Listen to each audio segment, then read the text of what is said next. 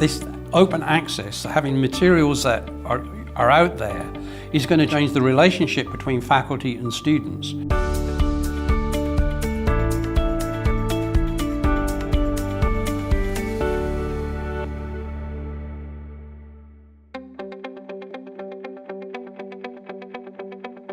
I was a researcher. I was on a 3-year research contract which had come to an end, and I was looking for a job, and I advertised for a researcher to research into what distance education was, and that's how I got hired.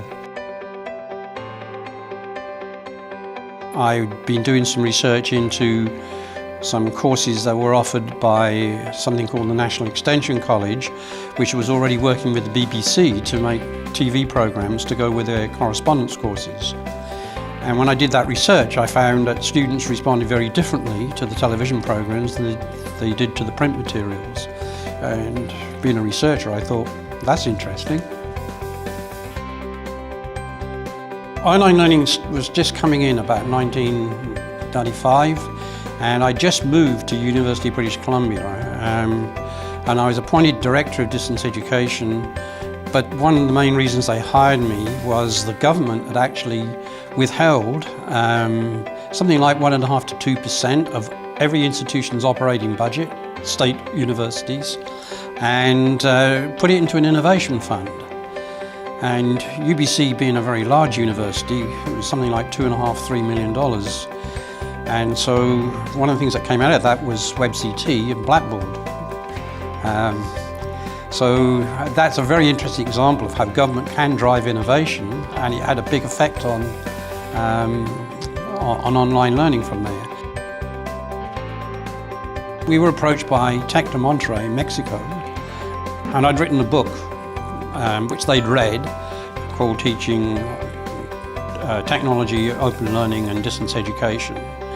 And so they wanted a master's program in educational technology. They got money from the Mexican government to train teachers in educational technology, and they wanted to deliver the course online. So they came to me and UBC, and we developed a joint master's program, and one version in English and one version in Spanish. And that was our first fully online program. It was a Master's in Educational Technology.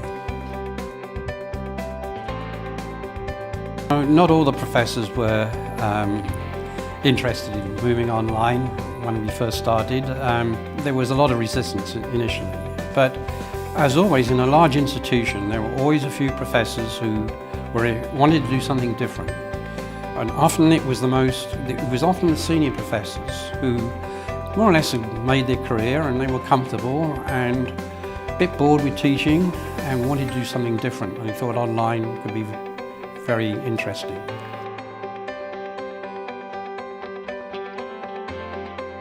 We had a professor of forest ecology who used to take groups of 20 students out into the forest and explain why things were growing where they were growing. It was a class of 200 students, so he had to take 10 groups out and do this. So he came to us and said, look, is there another way I can do that? Could we do a virtual walk through the forest?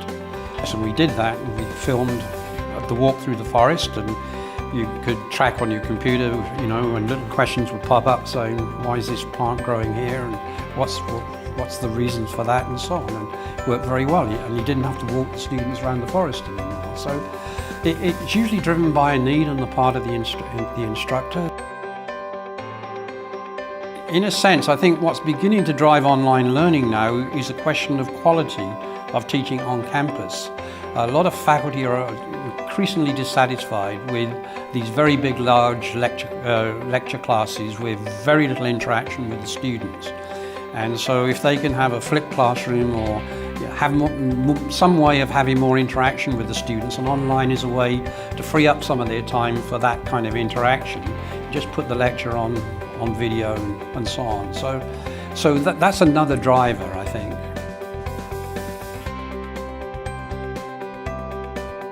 Well, let me give you my view of a learning management system. For me, a learning management system is a filing cabinet. Filing cabinets are useful. You need somewhere to store stuff, right? And a learning management system is a very useful way of structuring a course. you know, because you have little cabinets, you know, this is this week's work and another cabinet for next week's work. And that's what a learning management system is, basically. Now, people say, well, you know, what's the pedagogy behind a learning management system? It's like saying, what's the pedagogy behind a filing cabinet, you know? You have to decide how you want to use the filing cabinet, right? Yeah, I think you can make too much or too little of a learning management system. It's a very useful tool, but it's not the be-all and end-all. And I think that as the technology evolves, we're moving away from learning management systems. I mean, going directly to video delivery, for instance, lecture capture. It's really another form of delivery, basically. So, yes, we are seeing changes, but underlying it all is the question of design. How do you design your teaching? And where does the learning management system fit in within that design? What I think is the big change, and it hasn't really been understood yet, but it will have a big impact in the future, is the open education movement, which means that all material is now going to be available more or less free online. So in a sense, students don't have to go to the faculty member to get the content.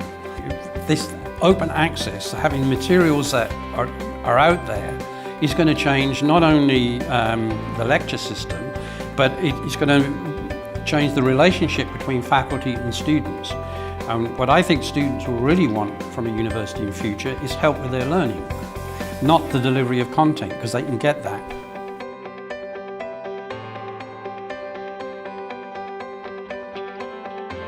Yeah, I did say that I don't see online learning really being seen as a separate activity, because it will be so integrated into the everyday work of a teacher and a student that it will just be seen as part of normal study. What I think is going to happen now is that the real differentiation between online and campus is that there are students who can't come on campus, and so they'll always have separate online courses or separate online sections. But I don't see why we can't design a course so that it's flexible enough that if students want to do it all on campus, they could. If they want to do 50% of it on campus and the rest online, they could. If they want to do it all online, they could. It'd be the same course, just delivered in different ways. So the mode of delivery will change, but not the content, not even the teaching method necessarily.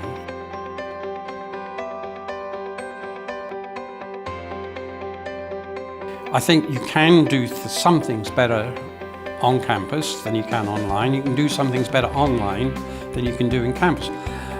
I think the really interesting question is that the argument used to be, oh, we can't do that online. And then 90% of the time we found that wasn't true. You can do it online. And I think the real question now that faculty have to ask is, what is it so special about the campus that the student should come in when they can do nearly everything online? The nature of knowledge is changing in a digital world. And I want to relate it to basically the kind of jobs that students are going to have to do in the future and what skills they need for those jobs. Because that should be, I won't say it's jobs that should be driving the teaching, but it's what drives students to go to university these days. And I think we have to be aware as instructors what kind of skills they'll need.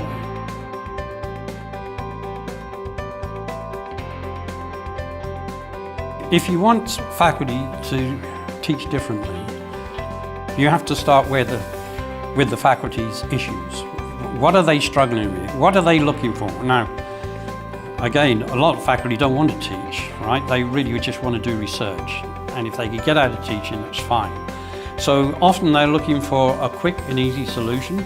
Can I just put my lectures online and walk away and don't have to do anything? So you start with that. And you say, yeah, sure, you can do that. But if you're going to use video, actually you could use it a lot better. So you have to engage them in a discussion, but you have to start from where the faculty member is and where they want to go.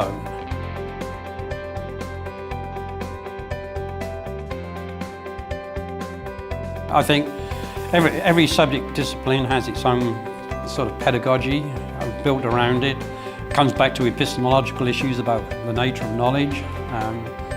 There are some scientists who think in a constructivist view of the world, not many, but some do. We have actually a Nobel Prize winner at UBC who's very much into constructivist approaches to teaching science. He said there's two ways to teach science. You can teach, this is what science is, or you can teach a person to be a scientist. In other words, you teach them to think like a scientist. And you have to build your online teaching around that epistemology. It has to reflect that, otherwise it won't succeed. And on the other hand, there's a danger in that too, because you can end up with very behaviorist kind of courses, particularly in science. And we've seen that coming out of Harvard and MIT with MOOCs. It's a very, you know, we come back to the question, are we teaching the soft skills that students need? Well, you don't do that in an edX or Coursera MOOC. It's content delivery primarily. Not always, I mean, there are different MOOCs that are not all like that, but the majority are really content delivery. And so that's the danger of taking too behaviorist a view of science. You end up just delivering content and not getting, as Carl Weimer at UBC says, getting students to think like a scientist. Watch the History Channel, right? Great, really like very interesting programs and so on. It doesn't make me a historian. The same, you know, watch philosophy on a MOOC. It's delivering a philosophy course, but it doesn't make you a philosopher, right? And so it's good that people are sharing their knowledge for anybody who wants it, okay? But you have to think about what is the purpose of it.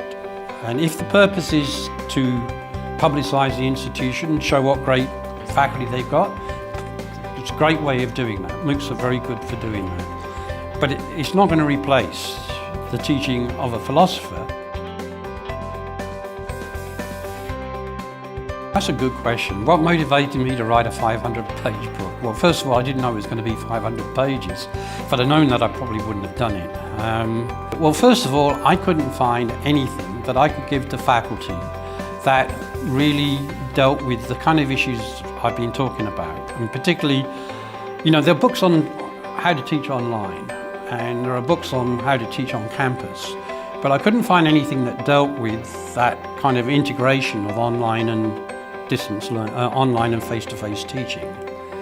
And secondly, in British Columbia we have an open textbook project, which means that students can get textbooks in their first and second year downloaded online for free. And so they already had a platform for doing that. So I could move straight into that platform. And the third thing, I'm at the end of my career. You know, I don't need the money. I don't need to publish another book. I've already got 12 books. I don't need to have it for my CV and so on. So it was giving back, basically. I mean, I'd had a good career, I'd had a wonderful life as a result of being in this field. So it was something nice to do, and I really enjoyed doing it.